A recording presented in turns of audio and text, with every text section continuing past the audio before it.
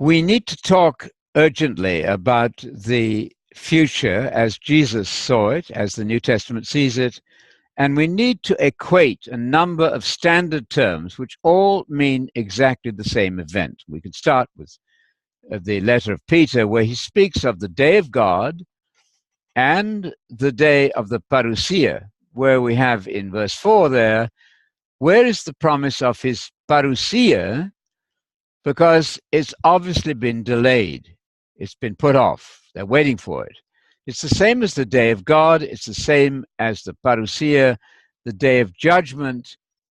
They're all the same thing. We've got equations there. Equations are most important, for they enable you to keep track of an easy narrative. So there you have the day of the Lord will come like a thief. People will not expect it.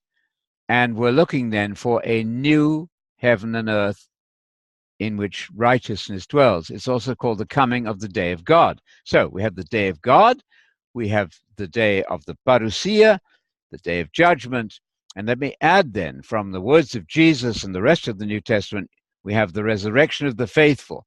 1 Corinthians 15:23 should be a base text for all of you all the time, that at the parousia, the faithful of all the ages will be resurrected to immortality. That's 1 Corinthians 15:23.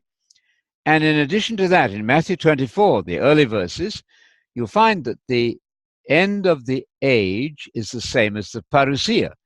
Those disciples, those well-trained students of Jesus said, what will be the sign of your coming, parousia, and end of the age? It's the same idea. So let's make the equation absolutely clear. Resurrection, end of the age, day of the Lord, day of God, and the parousia is all of those events, that one single event. There's no pre-tribulation snatching up or rapture in the Bible. One future second coming.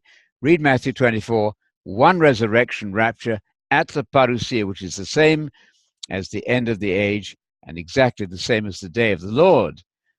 That is to simplify the otherwise chaotic state of eschatology, to use that rather strong and long word.